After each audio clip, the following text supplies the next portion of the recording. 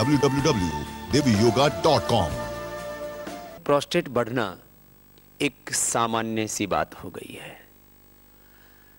जैसे ही व्यक्ति की उम्र 40, 45, 50, 60 के आसपास पहुंचती है तो मैक्सिमम लोगों का प्रोस्टेट बढ़ जाता है। नॉर्मल वेट इसका 20 ग्राम होता है, तो फिर ये 30, 40, 50, 60 ग्राम, किसी का तो 100 ग्राम तक पहुंच जाता है। और ऐसी स्थिति में प्रोस्टेट कैंसर तक की प्रॉब्लम हो जाती है।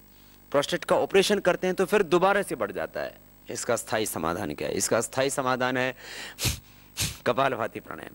जिनका भी प्रोस्टेट 40, 50, 60 ग्राम तक का हो गया था, 100 ग्राम तक का हो गया था, उनको भी नियमित रूप से हमने कपालभाति करवाया और जो है हथेली की बीच में यहां से इस पॉइंट को दबाया और हमने पाया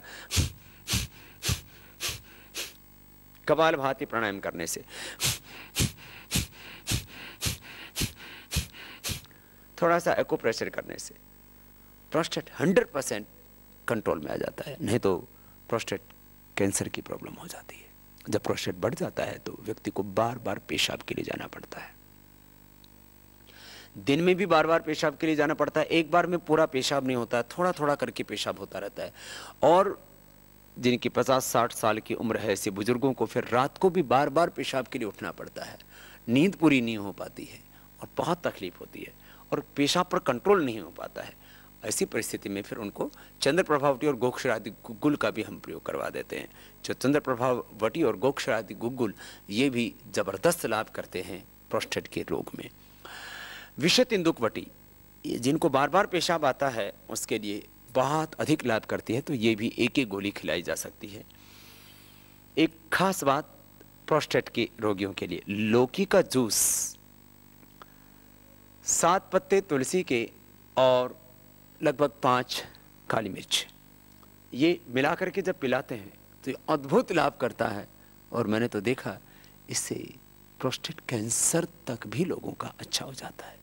तो कपालभाति प्राणायाम करना ना भूलें, नहीं तो आपको भी बड़ी उम्र में प्रोस्टेट की प्रॉब्लम होने वाली है। जैसे जैसे उम्र बढ़ती है वैसे वैसे प्रोस्टेट की प्रॉब्लम होने लगती है, वैसे वैसे हार्ट की प्रॉब्लम, बीपी की प्रॉब्लम, शुगर की प्रॉब्लम, अर्थराइटिस की प्रॉब्लम, अस्थमा की प्रॉब्लम होने लगती है।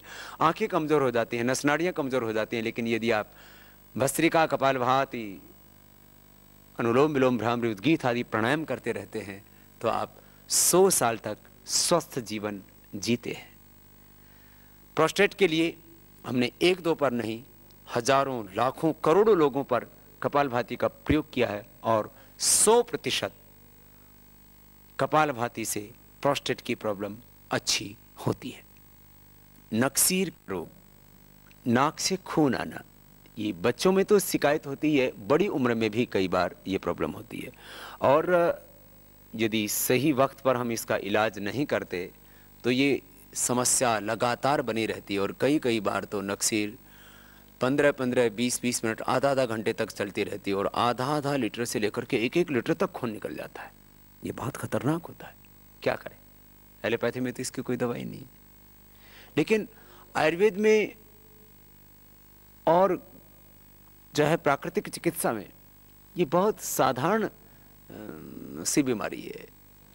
छोटे छोटे उपाय करके आप नक्सीर से छुटकारा पा सकते हैं। मैं भी बचपन में इसका भुक्तभोगी हूँ। मुझे भी ये समस्या थी तो मेरी माँ ने मुझे दही को भिगो करके और सुबह सुबह खाली पेट, वो रई मारा दही बोलते हैं, अध भिगोया दही, माने मक्खन निकलने से पहले ही एक बड़ा गिलास वो पिला दिया। ऐसे मैंने लगभग शायद 10-15 दिन ये पिया होगा। उसके बाद आज तक कभी ज़िंदगी में नक्सीर नहीं हुई। नक्सीर का एक बहुत साधारण सा उपाय आपको बताते हैं। शीशम के पत्तों का रस निकाल के 5-7 बूंद एक नाक में, 5-7 बूंद दूसरी नाक में, शीशम के पत्तों का रस अथवा पीपल के पत्तों का रस ये नाक में डालने से नक्सीर हमेशा के लिए बंद हो जाती है। ऐसे ही नक्सीर जो है निकल रही हो और उसके लिए तुरंत क्या करें, तो तुरंत पीपल के पत्तों का रस अथवा शीशम के पत्तों का रस ये कूट करके उसका रस निकाल करके नाक में डाल दीजिए। एक क्षण में नक्सीर बंद हो जाती है। शीशम के पत्तों को कुछ दिन लगातार पीने से भी फिर कभी नक्सीर की प्रॉब्लम होगी नहीं। वैसे भी जिनके हाथ पैरों में बहुत पसीने आते हैं, पूरे शरीर में बहुत पसीने आते हैं, हॉट फ्लैशेस की प्रॉब्लम, बहुत गर्मी रहती है, शीशम के पत्ते बहुत ठंडे होते हैं। ये धातु रोगों से, लिकोरिया से लेकर के और ज़्यादा पसीना आना और हाथों पैरों में खास करके पसीना आना और नक्सीर आना, इसको की तो ये अक्सीर दवाई है। शीशम के पत्तों के साथ बिल्व के भी पत्तों का प्रयोग करें तो नक्सीर में जल्दी लाभ हो जाता है। जल नेति करने से भी नक्सीर की प्रॉब्लम दूर होती है और अनुलोम विलोम प्राणायाम ये भी नक्सीर की अक्सीर दवाई है।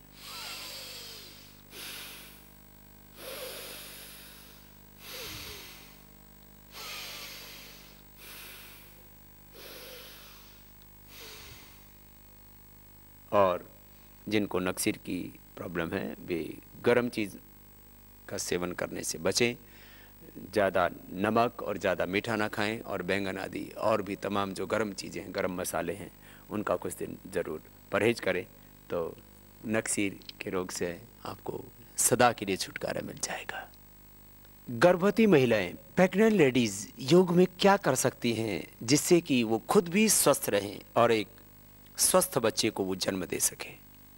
आजकल जन्म से ही बीमार बच्चे पैदा हो रहे हैं, जन्म से ही बच्चों को हार्ट में छेद है, पैदा होते ही बच्चों को जॉन्डिस हो जाता है, जन्म से ही बच्चों को कैंसर हो रहा है, जन्म से ही बच्चों को आर्थराइटिस हो रहा है, जन्म से ही बच्चों को भयंकर स्किन की बीमारी हो रही है, सीपी चाइल्ड की संख्या बढ़ती जा रही है, मानसिक रूप से, बौद्धिक रूप से, शारीरिक रूप से विकलांग बच्चे पैदा हो रहे हैं और पैदा होते ही बच्चों को जन्म से ही मस्कुलर डिस्ट्रोफी की प्रॉब्लम है।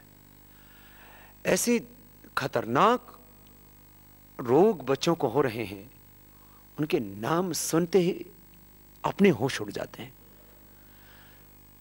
स्वस्थ बच्चे माताएं पैदा करें, इसके लिए जरूरी है कि वो गर्भावस्था में योग करें।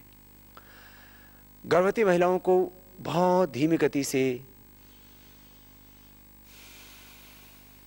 भस्त्रिका प्राणायाम करना चाहिए।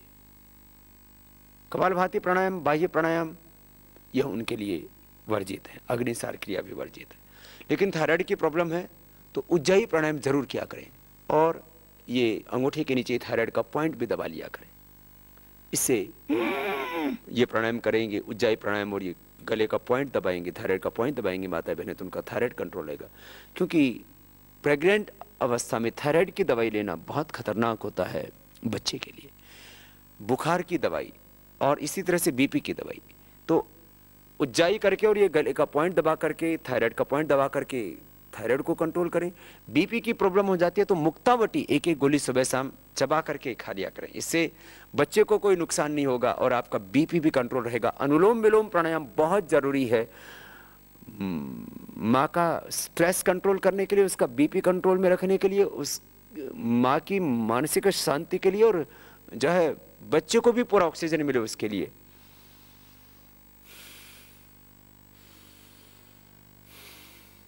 यह अनुलोम विलोम, तो भस्त्रिका धीमी गति से, यह अनुलोम विलोम प्राणायाम बहुत धीमे धीमे, और उज्जाई मैंने कहा गले और थायराइड की प्रॉब्लम होने पर उसको करें। और भ्रामरी उद्गीत,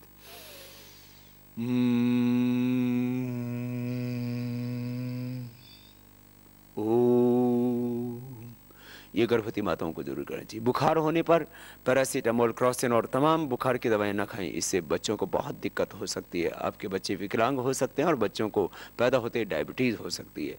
इसलिए माताओं को गर्भावस्था में बुखार आने पर गिलोय का क्वाथ पीना चाहिए अथवा गिलोय घनवटी खानी चाहिए, अमृता सत लेना चाहिए, सुदर्शन घनवटी आदि ऐसी औषधि, आयुर्वेद की औषधियाँ लेकर के अपने बुखार को ठीक करना चाहिए।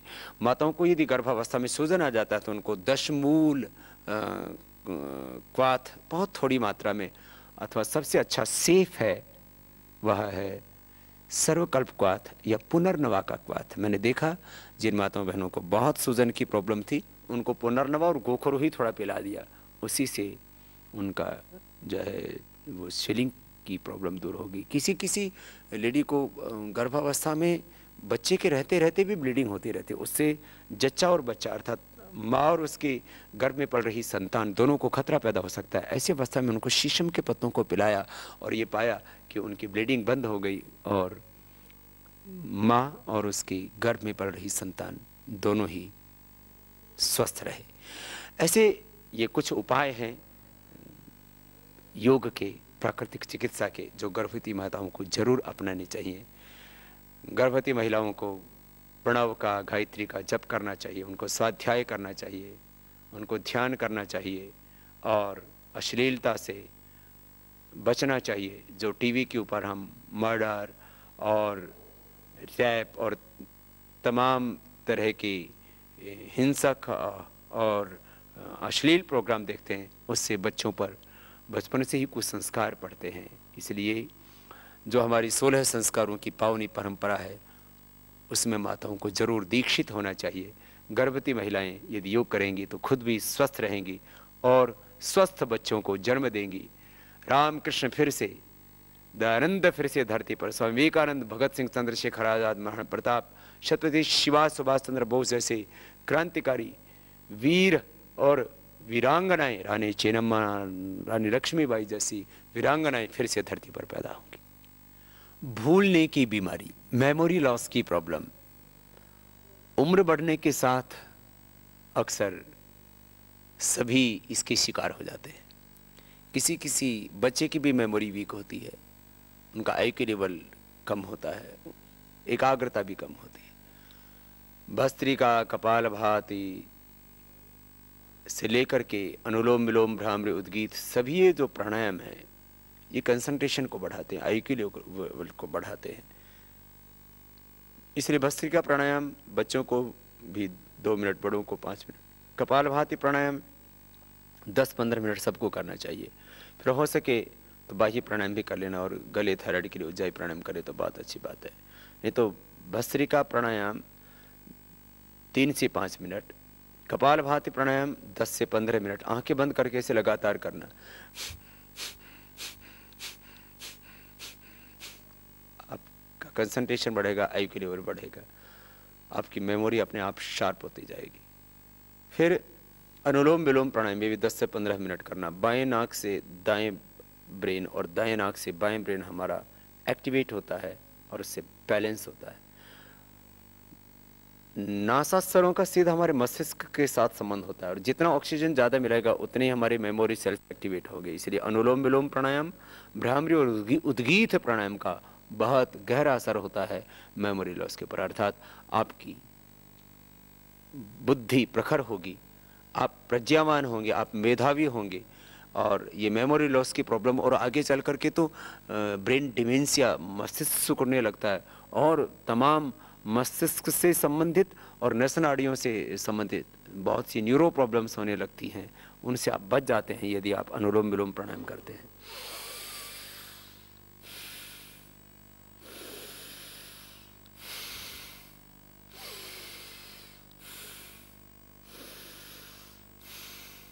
आंखें बंद करके आप 10 मिनट कपालभाति, 10 मिनट अनुलोम विलोम और 5 से 10-11 बार तक भ्रामरी उद्गीत प्राणायाम कीजिए। मेमोरी लॉस की प्रॉब्लम से आप पूरी तरह से मुक्त हो जाएंगे। मस्तिष्क ज़्यादा ही वीक है तो आप मेधावटी एक गोली सुबह शाम ले सकते हैं। ज़्यादा ही मस्तिष्क में दुर्बलता है तो आप 2-2 गोली भी खा सकते हैं। बादाम रोगन आप ले सकते हैं दूध के साथ। बादाम आप रात को भिगो के सुबह खाली पेट ले सकते हैं। अखरोट आप खा सकते हैं। बादाम और अखरोट मस्तिष्क के लिए बहुत अच्छे होते हैं। अमृत रसायन का सेवन कर सकते हैं। ब्राह्मी शंखपुष्पी का पाउडर भी आप सुबह शाम 1-1, 2-2 ग्राम ले सकते हैं। ज्योतिषमती मालकांगनी उसको बोलते हैं, उसके भी 2-3 बीज जो है वो आप पाउडर करके ऐसे दूध या पानी के साथ ले सकते हैं। वचा आयुर्वेद में मस्तिष्क के लिए बहुत अच्छी होती है, उसका भी 1-2 ग्राम जो है पाउडर आप दूध या पानी के साथ ले सकते हैं। गाय का दूध और गाय का घी ये मस्तिष्क के लिए बहुत अच्छा होता है। मेमोरी लॉस के लिए भी बहुत उपयुक्त है। ध्यान करने से, सांसों के ऊपर ध्यान करने से आपकी मेधा शक्ति प्रबल होती है। तो प्राणायाम और ध्यान ये कंसंट्रेशन को बढ़ाने के लिए, आईक्यू लेवल को बढ़ाने के लिए, मेमोरी को शार्प करने के लिए बहुत ही महत्वपूर्ण होते हैं। मिर्गी, एपिलेप्सी का रोग बहुत ही खतरनाक होता है।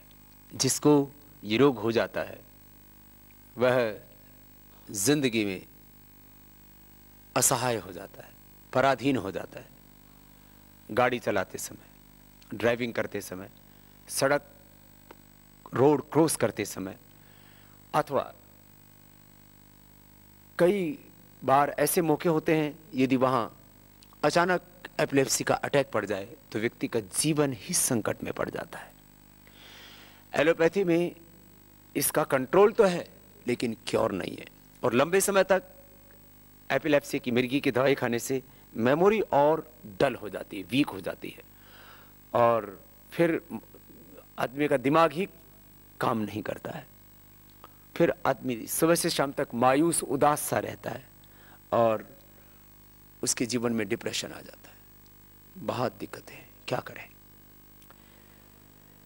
मैंने देखा है जिनको 20-30 सालों से, किसी किसी को तो 50 सालों से एपिलेप्सी के अटैक पड़ते थे, उन्होंने प्राणायाम किया, और प्राणायाम में भी मुख्य रूप से अनुलोम विलोम भ्रामरी उद्गीत ज़्यादा लाभप्रद होते हैं। यूँ तो 8 के 8 प्राणायाम भस्त्रिका कपालभाति बाह्य प्राणायाम उज्जाई अनुलोम विलोम भ्रामरी उद्गीत बड़ा लाभदायक होते हैं, लेकिन अनुलोम विलोम भ्रामरी उद्गीत ये 3 प्राणायाम विशेष रूप से लाभप्रद होते हैं एपिलेप्सी के रोगियों के लिए। ये प्राणायाम का अभ्यास करवाया और एक एक गोली सुबह शाम मेधावटी की दी, जिसमें ब्राह्मी है, शंखपुष्पी है, उस्तखदूस है, गाजवान है, सौंफ है, वचा है, पुष्कमूल है, अश्वगंधा है, ये सारी औषधियाँ होती हैं। मेधावटी छोटी उम्र के बच्चों को 1-1 और बड़ी उम्र में 2-2 गोलियां भी हम देते हैं। मेदाक्वाथ का भी सेवन करवा देते हैं, और किसी किसी को पीपल की या बड़ की जो दाढ़ी होती है, जटा होती है, उसको भी उबाल करके पिला देते हैं, उससे भी अद्भुत लाभ होता है। मेधाक्वाथ वो भी 1-1 चम्मच पिला देते हैं, उससे भी अद्भुत लाभ होता है, काढ़ा बना करके पिला देते हैं। जिनको एपिलेप्सी अटैक बहुत पड़ते हैं उनको सारस्वत अरिष्ट भी पिलाया जाता है, उससे भी उनको विशेष लाभ होता है। बादाम पीस करके 3 से 5 बादाम पिला देते हैं, रात को भिगो दिया और सुबह अखरोट भी खिला देते हैं, उससे उसकी गर्मी भी नहीं करता है और वह मस्तिष्क के लाभप्रद होता है। मेधावटी का प्रयोग करा करके और अनुलोम विलोम भ्रामरी उद्गीत प्राणायाम करा करके हमने बहुत लोगों की मिर्गी की प्रॉब्लम सदा के लिए ठीक की, उसको क्योर किया है। ये बड़ी बात है, एलोपैथी में ऐसा संभव नहीं है। और ऐसे बहुत से भाई बहन वो प्राणायाम करके और मेधावटी का सेवन करके पूरी तरह से ठीक हो चुके, हमारे शिक्षक बन करके काम कर रहे हैं। इसलिए यदि आपको भी मिर्गी की प्रॉब्लम है, आप निराश ना हो, आप प्राणायाम करें, मेधावटी का सेवन करें, और रिंग फिंगर के टॉप पर ये जो मास्टर पॉइंट है इसको दबा लें, और मास्टर पॉइंट के साथ साथ आप इस अंगूठे के भी ऊपर पिट्यूटरी पिनियल ग्लैंड और मस्तिष्क के लिए जो पॉइंट होता है इसको दबा लें, तो आपको मिर्गी की बीमारी में, एपिलेप्सी में निश्चित रूप से लाभ मिलेगा। परम पूज्य स्वामी रामदेव जी महाराज के पावन सानिध्य आगामी आवासीय संगठन शिविर 7 से 11 अप्रैल 2012 तहसील प्रभारी एवं तहसील युवा संयोजक आवासीय योग शिविर। प्रतिभागी प्रांत राजस्थान, दिल्ली, मध्य प्रदेश, छत्तीसगढ़, उड़ीसा, पश्चिम बंगाल, महाराष्ट्र, गुजरात, आंध्र प्रदेश, मुंबई, गोवा, कर्नाटक, तमिलनाडु, केरल। 15 से 19 अप्रैल 2012 तहसील प्रभारी एवं तहसील युवा संयोजक आवासीय योग शिविर। प्रतिभागी प्रांत जम्मू कश्मीर, हिमाचल प्रदेश, उत्तराखंड, हरियाणा, पंजाब, चंडीगढ़, उत्तर प्रदेश, बिहार, झारखंड, कोलकाता, आसाम, मणिपुर, सिक्किम, मेघालय, मिजोरम, अरुणाचल प्रदेश, नागालैंड, त्रिपुरा और अंडमान निकोबार। पंजीकरण एवं अधिक जानकारी हेतु स्थानीय स्तर पर संगठन अथवा मुख्यालय से संपर्क करें। पतंजलि योगपीठ हरिद्वार। फोन 01334 240 008 244 107 246 737 और 097 600 95212।